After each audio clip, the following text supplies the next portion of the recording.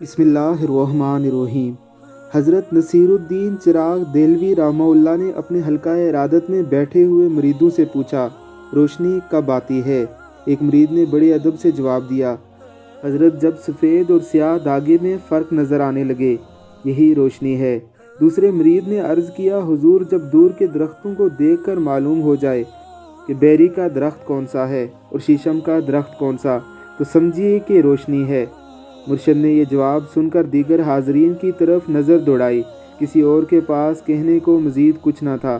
اس پر مرشد نے ارشاد فرمایا، جب تم ضرورت مند کے چہرے پر اس کی ضرورت پڑ سکو تو جان لو کہ روشنی آ چکی ہے۔ آج ہی اپنے ارد گرد موجود مفلس لوگوں پر نظر دوڑائیے۔ اگر آپ ان کے چہروں پر ان کی ضرورتیں پڑھ سکتے ہیں تو اللہ رب العزت نے آپ کو بھی روشنی عطا کر رکھی ہے۔